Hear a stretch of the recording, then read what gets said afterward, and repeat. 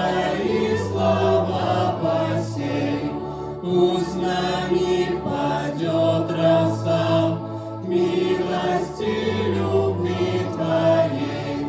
Дай общение сердцам, всех в одно соедини, обрати лицо Ты к нам и беседу в нас начни.